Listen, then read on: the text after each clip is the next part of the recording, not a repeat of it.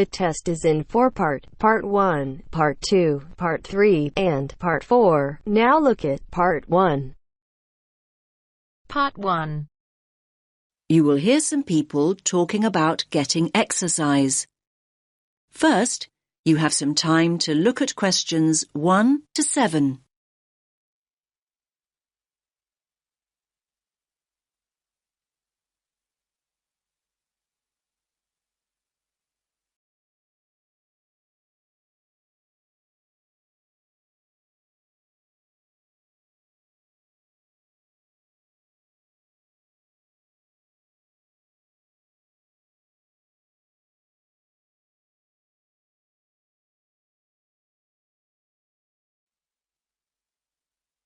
Listen carefully to the first part of the conversation and answer questions 1 and 2. Hey, Janos, have you seen this notice here? What's that? Join our mole walking program, Get Fit for free. Now, I like the sound of that. I can't afford to keep up my gym membership this term. It's too expensive. I know what you mean. But what exactly is mole walking? Sounds a bit boring to me. Hold on. OK, it may sound boring, but it might be a great opportunity to take exercise. Think about it. A climate-controlled environment where you can take exercise without having to worry about the wind or the rain. Wind and rain? Have you actually looked at the weather outside? It's snow and ice out there. I only came into the mall to keep warm. Well, it is winter and we are in Canada after all. So just think, by mole walking we can exercise indoors instead of outdoors. Great. And another thing, we won't have to worry about the traffic. Just think, no busy roads to cross and no rush hours to think about. Come on, it's worth a try. You're still not exactly selling it to me. Imagine walking past the same stores, and they're not even open. So what's the point of that? Oh, come on, Janos. Just think about it as an opportunity to window shop and keep an eye out for bargains. And what about all the amazing decorations and displays we can take a look at? I think it sounds like fun. Did you say fun? Walking on a hard surface like concrete. Give me grass any day. Much more comfortable on the feet. And there's another thing. In a mall, you're always close to restrooms. And water, come to that. What could be better than that? I think I know the answer to that one. Exercising in a gym is a whole lot better. Well, anyway, we can get more details at the information about the mall So, do you want to to come with me or not? Great. We're always I'll looking give it for a new miss. members. I'm off to the Can I gym just to ask make the you how most you of found my out about the membership programme? before it runs out. On the notice board on the first floor. Oh, that's great. Most of our new members come through the website or through friends. Good to know people still read the notice board here in the mall. Yes, I guess so. Now, let me give you some details. The programme runs weekdays, Monday through Friday. And it's an early start. Wait for it. Walkers meet at 7 a.m. 7 a.m? That is pretty early. But come to think of it, my lectures start at 9 most mornings, so I would be able to make it back to the campus in plenty of time. Great. Actually, most members go straight on to work or college after their walk, so you're not alone. Now, our members meet here on the ground floor. Here at the information kiosk? No, just over there at the food court. Oh, the food court. OK. Yes, just follow the smell of coffee. Normally about 10 to 15 people show up for each walk, but numbers can vary. So, up to 15 in a group. That's an ideal number. Glad it's not 50. And how long do the walks last? You can expect to walk for 1 hour, but some groups do less, half an hour or so, and a few groups even do up to an hour and a half, so it's best to check when you arrive. Which day were you thinking of starting? Now you have some time to look at questions 8 to 10.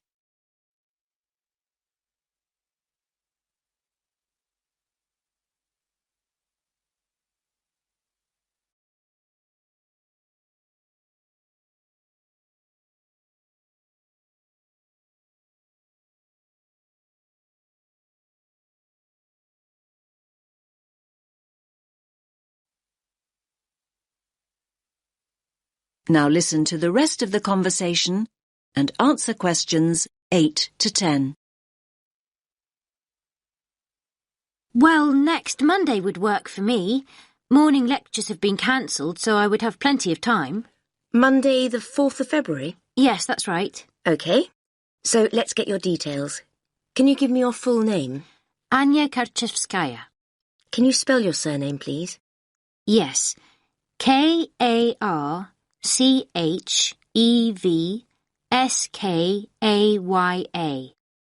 And your address? Apartment 12, 2 Burlington Street. And a contact telephone number?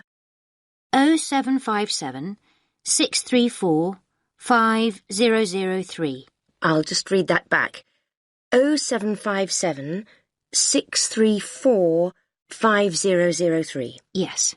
Oh, by the way, new members receive a free gift when they join, and it's a much better gift than last year. We gave people badges, but they tended to lose them, and more recently we provided visors instead, but they weren't very popular. So this year we're giving new members T-shirts. That's great. What colour? Yellow. I've got plenty in stock, so you can collect yours on Monday. Thanks a lot.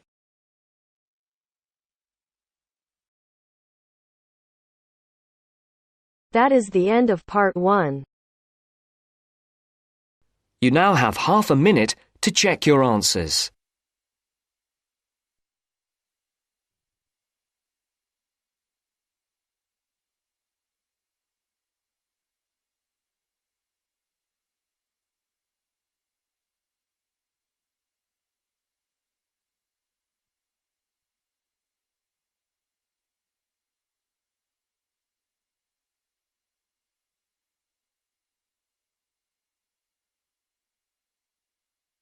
Now turns to part 2. Part 2. You will hear a guide talking about a tourist programme. First, you have some time to look at questions 11 to 14.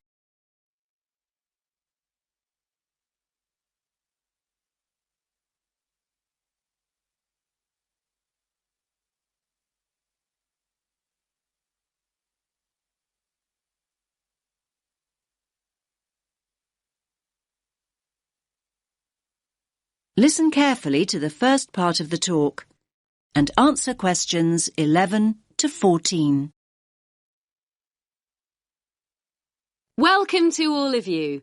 Can everyone see me and hear me? Good. My name's Kathy, and I'm here to tell you about the special programme of events going on here at the Royal Observatory. Yes, it's Doors Open Day here in Edinburgh, and we're delighted that you have chosen to make this very special building part of your own Open Doors Day experience. Now, I'll make a start with giving you some background information about the Doors Open event. Doors Open takes place every year in September, and the observatory is one of the many buildings, 112 of them in fact, that open their doors to visitors for one weekend. And yes, there's absolutely no charge. It's all completely free. The observatory has been involved in this event for more than 20 years. And every year, we attract more and more visitors, like you, who want to find out more about great buildings in the city.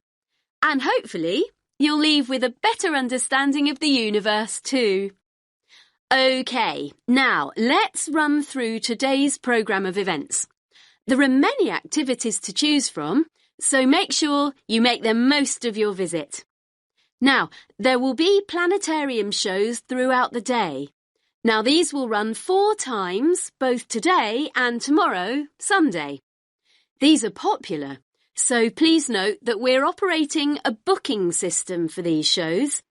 Tickets for the 2 shows we're running this morning, the first showing at 10:30 and the second at 11:30, will be available on a first-come, first-served basis here at the information point. Tickets for the 2 afternoon shows at 2 p.m. and then at 3 p.m. will be released later on at midday. So booking is essential as spaces go very quickly. Now you have some time to look at questions 15 to 20.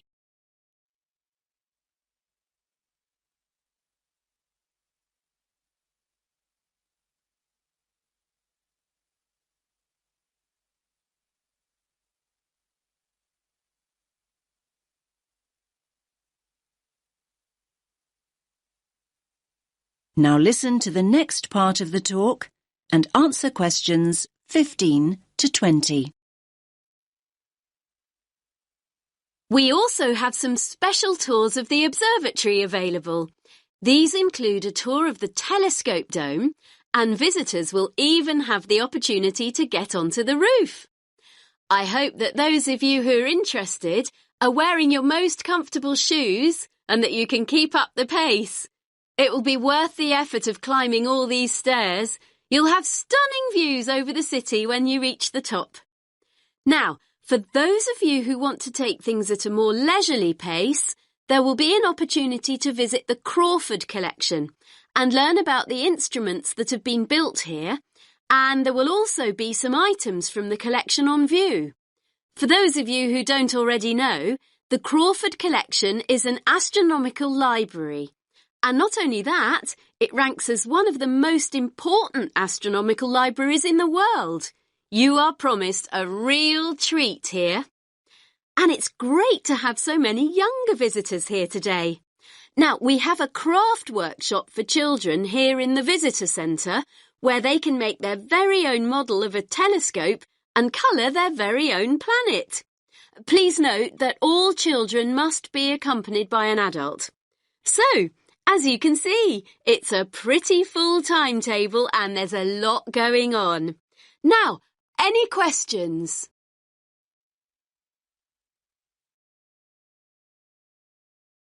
That is the end of part 2.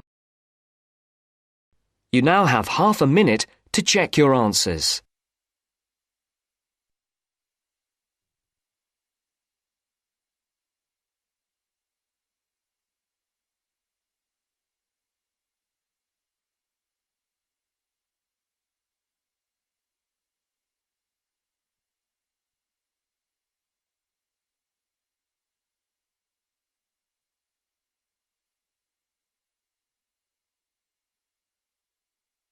Now turns to part 3. Part 3. You will hear a tutor giving advice to a student. First, you have some time to look at questions 21 to 28.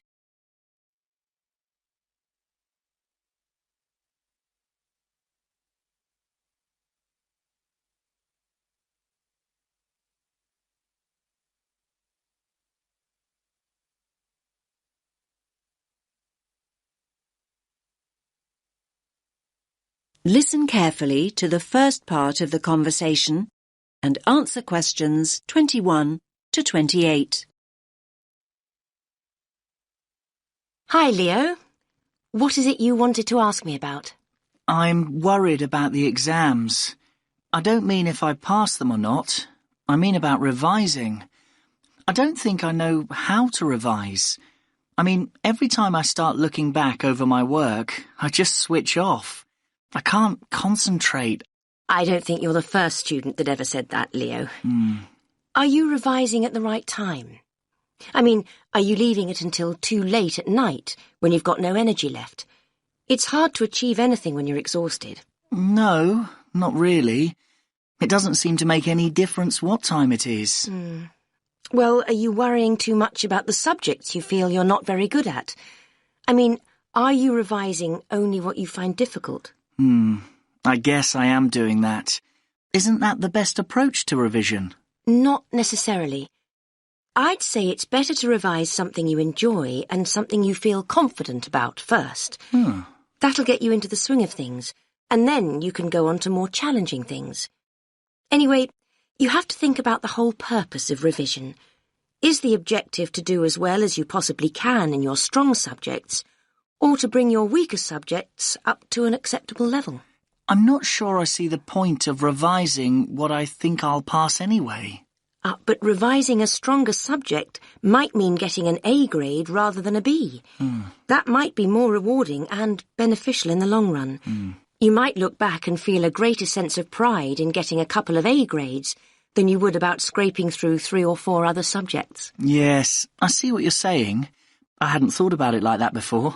I'm not saying that that's what you should do. I'm trying to help you see the possibilities. Yes, I see that. Do you think I should accept that there are 1 or 2 subjects I'll fail and just forget about them? Oh, I wouldn't want to give you that advice. I think you should go into each of the exams at least hoping for a pass grade. My advice would be to set a time limit on how long you'll spend on each subject. You may want to spend a little longer on the subjects you find most difficult, but not an excessive amount of time. Yes, thanks. That's helpful advice. Do you have any more tips about how to go about the actual studying? I mean, how can I keep focused? Well, what sort of learner do you think you are? What do you mean? Well, if you're a visual learner, you like seeing things. From what I know of you, I think you probably are a very visual learner. So what does that mean in terms of revising? You probably learn best with images or diagrams. You could try organising information into tables or flowcharts. I do sometimes make mind maps. Good idea. I think mind maps can really help you organise your thoughts. And another thing, have you thought about revising with other students? I didn't think that would be a good idea. I mean, if I can't concentrate by myself, I certainly wouldn't be able to concentrate when there's another person there to distract me. Now you have some time to look at questions 29 and 30.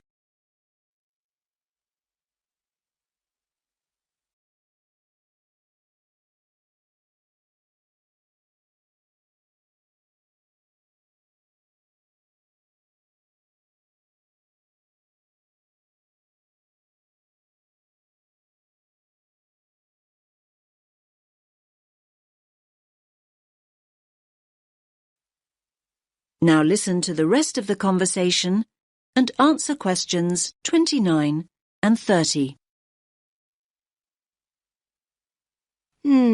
That probably isn't true. Another person might help you focus. Lots of students get together with a friend, sometimes in groups, to revise.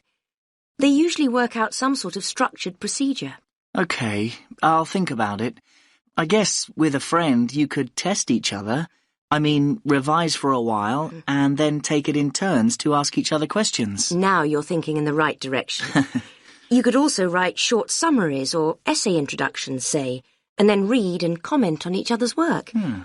Both positive and critical comments coming from a peer can be very helpful. There are all sorts of collaborative strategies and, apart from anything else, having company is so much nicer than struggling through alone. Okay, you've given me a lot to think about. Thanks for your time. I feel much more positive than I did. I'm really glad to hear that. Coming to see me in the first place was very sensible. Do come back and tell me how things are going in a couple of weeks.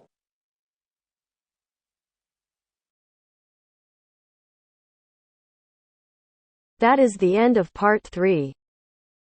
You now have half a minute to check your answers.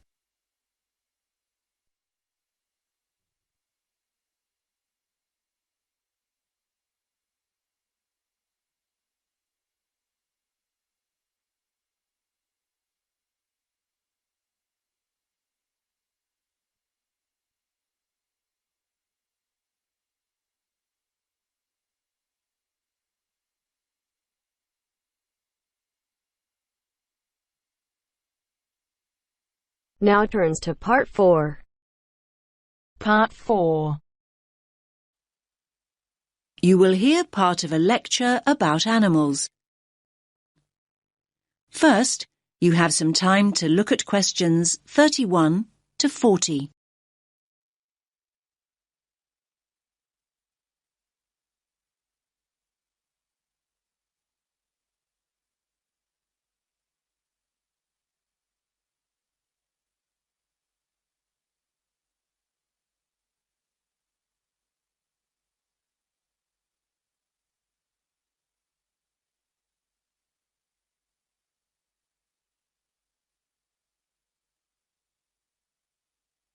Listen carefully to the lecture and answer questions 31 to 40. In today's lecture, I'm going to talk about avoiding predation. What does that mean, I hear you say? Well, you probably know the word predator. I'm sure you've all seen Predator the movie. Well, a predator is any animal that hunts and kills another animal. That animal, and I was going to say that smaller animal, but it's not always the case, is the prey.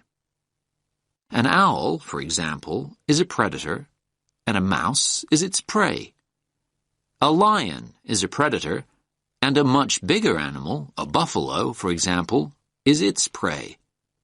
So when I say avoiding predation, what I mean is not being caught and eaten. For many small animals, not being caught and eaten is pretty much a full-time job. Many animals that are predators themselves may be the prey of another, usually bigger animal. This is what we popularly call the food chain. So, how do animals avoid predation? Well, they have what we call defense mechanisms. These are ways in which the species has adapted over time to give it an advantage over its predators. Any adaptation of this kind increases the species' chances of survival. Over time, species that have not adapted, that is, developed some sort of defense mechanism, have met with extinction.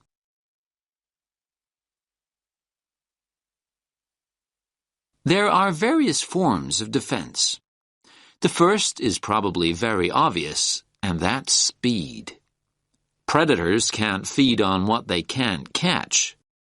Running away is a very effective defense mechanism, as some of you can probably remember from primary school. Flight is even more effective. Species which have developed the ability to fly over time have an enormous advantage. Far more birds would be a meal out in the wild if they couldn't fly. The second mechanism is protective coloration. You might hear the word camouflage used too, but I personally find that too simple a term when it comes to the animal kingdom. Protective coloration includes a number of slightly varied mechanisms within the overall term. Some animals blend in with their background. A chameleon is a good example. It sits on a tree and it looks like the branch of that tree.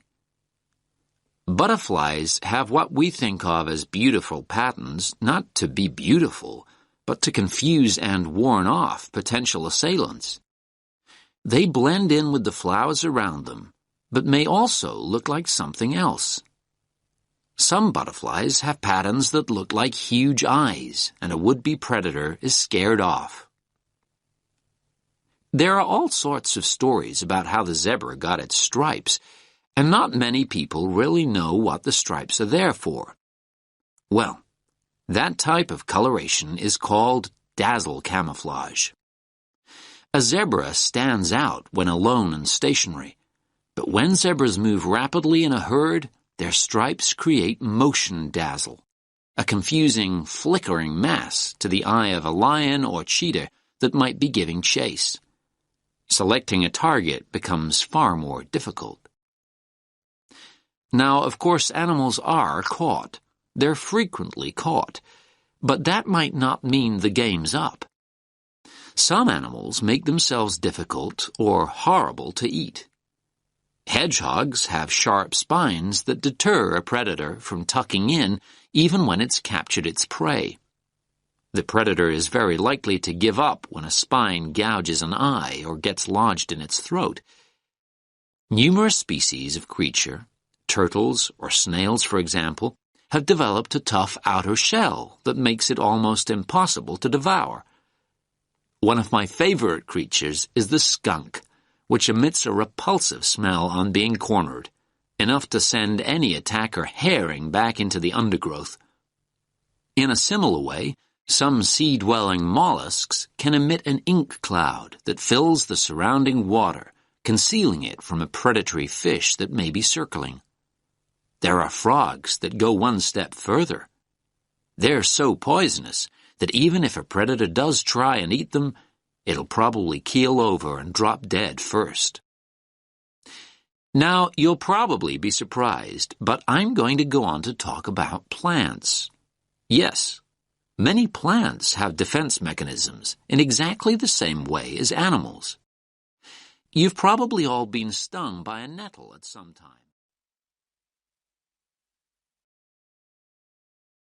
That is the end of part 4. You now have half a minute to check your answers.